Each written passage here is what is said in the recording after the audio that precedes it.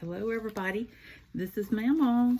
I am ready to read a story and tell you about a dog. This is a true story. His name is Owney, and he was the official mascot of the mail cars in Albany, New York. He was a terrier mixed, and he traveled over 140,000 miles in his life. And here's a picture of Owney with all of his medals. You can see him. He has been saved and preserved by taxidermy, and you can see him if you ever go to the Postal Smithsonian. And the story today is about Owney's life, and it's called A Lucky Dog. And this is by Dirk Wells.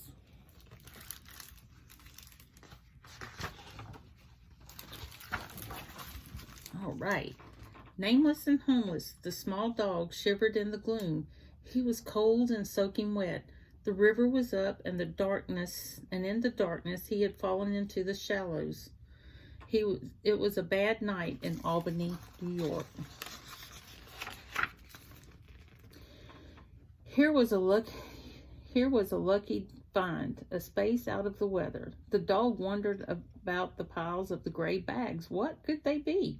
Whatever they were, they smelled good, and the room was warm.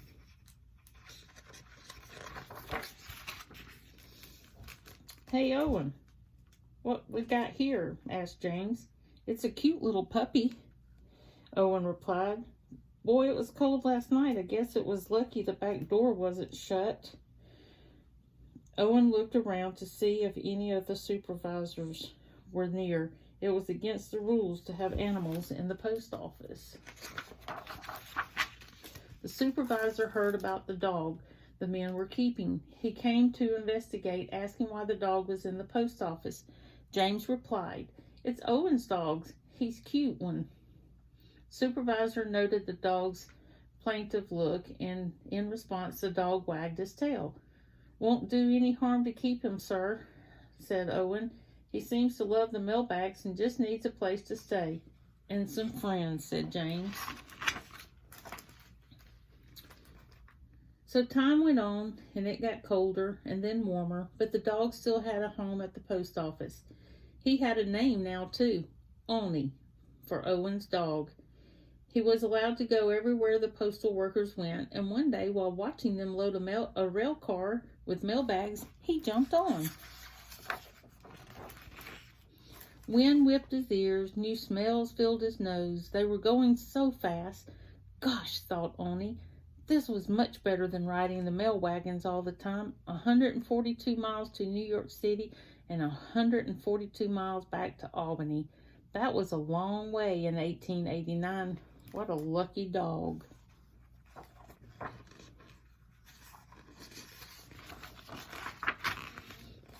"Say, how old are you, Owney?" asked Carl, the mail supervisor. Because this is a true story, some of the questions are hard to answer. No one really knows. Patting the dog, Horace said, "He don't know. Just an orphan dog that crept into the post office one day and now gets to ride all the mail trains. Eh, Owney?" "Lucky dog," said Carl. Owney had adventures at home, too. One day, everyone thought he was missing. The mail clerks unloading the mail expected Owney to be on the wagon because he was always so responsible and dependable.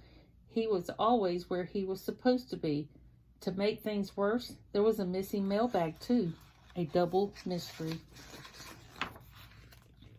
Blocks away from the post office, Owney and the lost mail pouch were found. The pouch had fallen off the wagon, and Owney had stayed behind. Someone had to protect the mail. "You know, little friend, I was really worried about you," Owen said. "You may be a hero now, but you had me scared."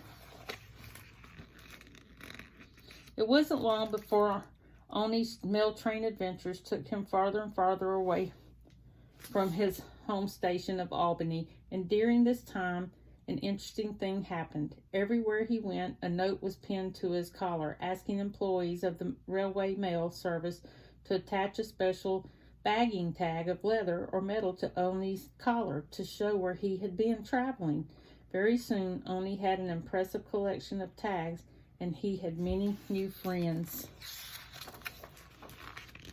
New friends like Winona Kilbridge of the Los Angeles Kennel Club, who gave him a medal for being the best traveled dog of 1893, and Walter Banning of the Grand Rapids, Michigan Dog Show, who gave Owney a special medal. Sissy Donahue, daughter of the president of the Pacific Kennel Club, gave Owney an inscribed $50 and a special hug. In Chicago, Mr. William Winter Wagner gave Owney a Globetrotter medal. Little did Mr. W. W. Wagner know that this medal would represent a part of Owney's future. Finally, Owney met the Postmaster General, John Wanamaker, who made a long speech about how Owney was now the official mascot of the Rail Mail Service. He presented Owney with a special jacket to carry his many awards and baggage tags. Owney and his friends at the Albany Post Office learned that foreign travel could have its dangers.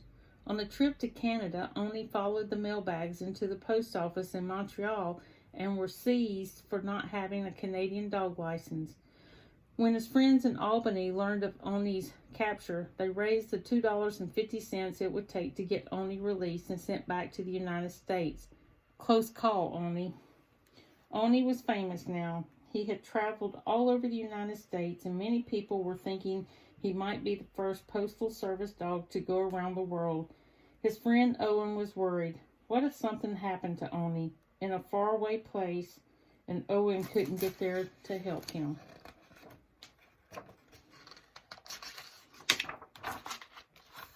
Still, one sunny morning in August, Owney boarded a ship and began the adventure of his lifetime.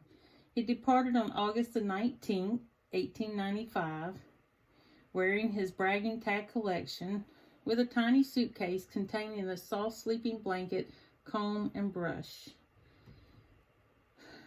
After 132 days around the world, and he gained 6 pounds, he was greeted at home by hundreds of admirers on December 29th, 1895. He had made scores of new friends and was issued a Japanese imperial passport, and he traveled over 143,000 miles by steamboat and train that year. A dog with Owney's fame and accomplishments could become, well, big-headed from all the attention, but Owney's idea of a good time was simply hopping the next mail train. Looking out the door of the mail car, his nose filled with scents and whiskers blowing in the breeze, he watched the countryside fly by. The train thundered along past small towns with a shack and a single hook to catch the mailbag, and then on into the bustle of big stations like Albany and New York City. Not a bad life for a lucky and adventurous dog. During his life, Owney was living good luck charm. When Owney was riding the rails between 1888 and 1897, accidents were common on mail trains. In 1893, there were more than 400 train derailments, explosions, collisions, and loss of lives of mail train employees. During all the time Owney rode the rails, no train he was on had an accident, nor was there a loss of a single rail mail employee. Owney was, in more ways than one, a lucky dog. And that's the end. And I hope you've enjoyed the adventures of Owney. And you can read more about him on the Smithsonian website. And stay tuned. Our next story is going to be about a little girl that was mailed to her grandparents. Yes, I said it. Mailed. Have a good day.